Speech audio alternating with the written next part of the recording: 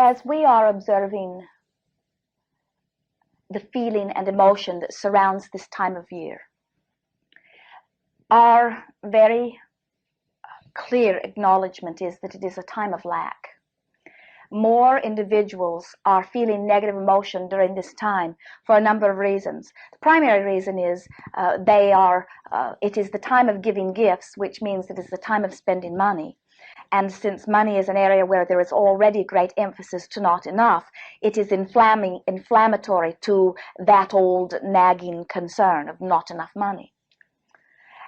The attention to the greater reason, the attention to the story of Christ, the attention to uplifting others, somehow is soothing to that feeling. In other words, it is a diversion or a distraction from that which does not feel good. And in that way, we think it is a very good thing.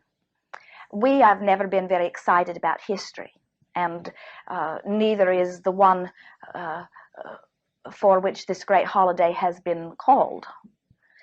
Never wanted it to be that way, never asked for it to be that way. In fact, ask exactly the opposite. And so Christmas is not something that Jesus Christ celebrates. That is our absolute assurance to you. It is something that he gives not any attention to at all, because it has become a time of suffering, a time of misery, a time of great sadness, or greater sadness than anything else. He's much more interested in the story of Santa Claus, to be quite frank. You think we're having fun about this. We could not be more serious. It is the positive aspects of your experience that we are all giving our attention to, you see. And any time that you are experiencing lack or pain, even if you had to go back 2,000 or 3,000 years to dig it up, we say there is no virtue in that. There is no virtue in the pain that you have dug up from your own life experience, and there is far less virtue from the pain that you're digging up from somebody else's life experience. And so if your friends are looking for a way to make themselves feel better about looking at things that make them feel sad, they will not find it. Now, we are not saying that that is always the case. For we know that there are those that really are wanting to be uplifters. And really at this time, when they have warm food in their stomachs and warm fires in their fireplaces and very comfortable surroundings, it is a time when they are looking at those who have less, and they are wanting to be of value. And we say, there are many ways of being value to those who have not as much as you are. First of all, do not notice their lack. Do not give your attention to what they have not. That is like going to them and taking the pieces of their lives and tearing it into little pieces and saying, this is what your life amounts to, for you cannot take care of yourself. You are unable. You are incapable. Even sometimes they say you must not be worthy. Therefore, I, who am wiser and stronger and smarter, will give you a piece of my life. And that should make you feel a lot better. And we say the main message that you give to them is, you cannot do for yourselves, therefore I will do for you. And most of them are standing there feeling diminished by your offering, resentful of your offering, or demanding of greater offering.